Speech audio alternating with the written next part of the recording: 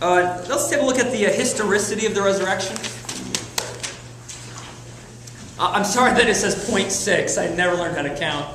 I don't like the number 4 and 5. Here's a great, I just want to point out a great book. If you're interested in doing more reading on this, it's one of the best books written in the last couple of years. It's a historical study called The Resurrection of the Son of God. It goes into every document, both biblical and non-biblical, that we have, and just simply tries to address the question, what's the deal with the historical nature of the resurrection of Christ from the dead? What can we say, what can we not say? N.T. Wright is the man's name. I gave you the information on the last page of your notes.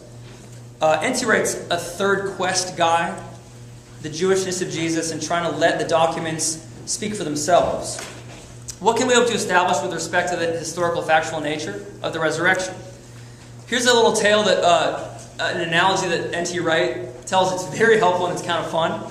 He says, what so often happens in trying to say who is Jesus really, what happens is this. It's like a king who commands his archers to shoot the sun.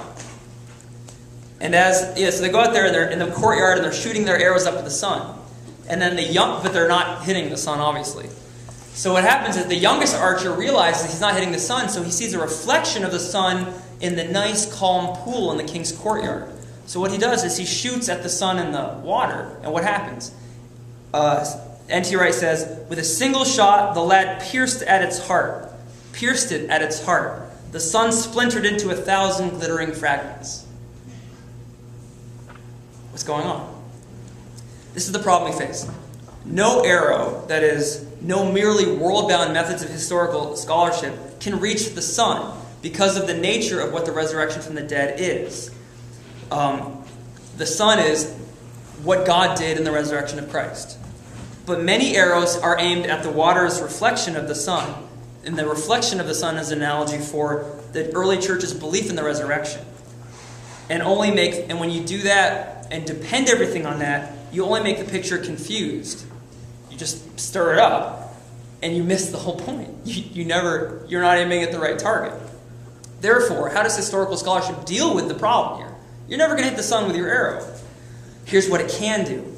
It can block faulty attempts to shoot at the sun. It can keep people from simply shooting at the pool and help them to at least aim at the sun. It can establish that historical negators of the resurrection are wrong, or at least probably wrong. That it's probable that their arguments are fallacious or historically problematic.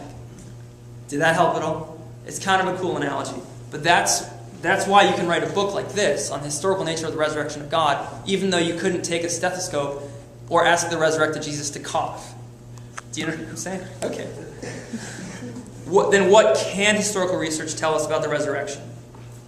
I'm just going to get to the conclusions that scholars make. This is from N.T. Wright, and then another scholar I mentioned, Caresti. His information in this book is in the back of the notes too. So just combining what these scholars say, here's the historical data that we can say what historical research can tell us.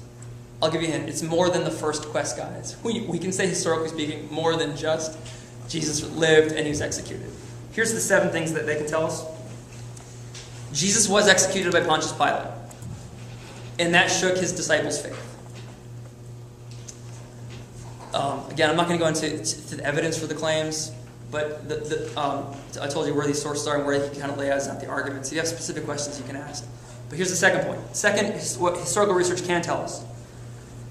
Soon after his execution, and I realize these are like long sentences, but feel free to kind of boil it down into your own notes. After his execution, or soon after his execution, the same disciples proclaimed he was bodily risen from the dead.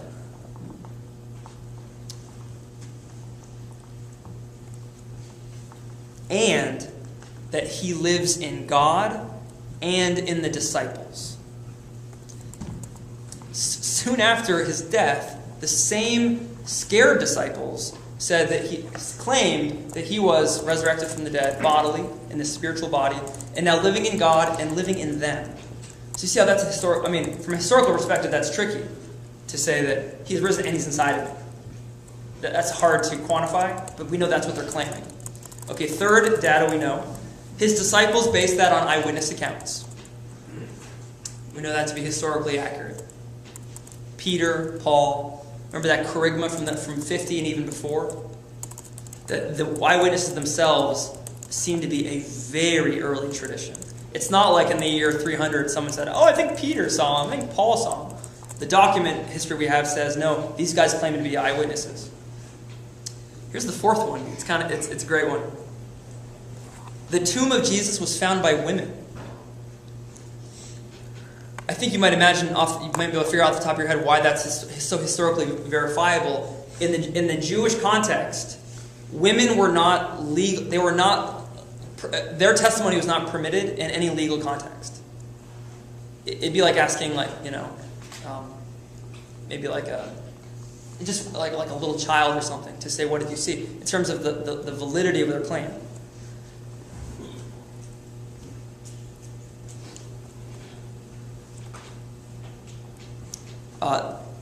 That one is, by the way, that point is not just the women factor, but the empty tomb. That the empty tomb is strongly supported by historical data. For example, there's a historian named Althaus, Althaus. I think Joseph Ratzinger quotes him, I can't remember. Also, Raymond Brown, a very famous priest, Catholic Bible scholar, they both claim this, that there's no way to claim that the sustainability of the kerygma, if the empty tomb wasn't a historical fact, that everybody in Jerusalem just knew. Not even for an hour. That's what they said. You couldn't have, if everyone basically knew that there was no such thing as the empty tomb. No, I'm not saying this has nothing to do with how the tomb got empty. It's just that the tomb was empty, and that women claimed it. That's historically it's pretty historically probable. Okay. Fifth point, that belief in the resurrection transformed the disciples. We're not even at the point that is the resurrection itself, did it actually happen? We're just saying that the belief in it transformed these people, these disciples. And the sixth point is that the eyewitnesses suffered martyrdom for the resurrection. For example, Peter, Paul, and then wonderfully, Joseph Ratzinger highlights that James, who's called the brother of the Lord, so at least some kind of family member of Jesus, who eventually became the leader of the church in Jerusalem, that he was martyred for this. But we know that Jesus' family from the New Testament thought he was out of his mind.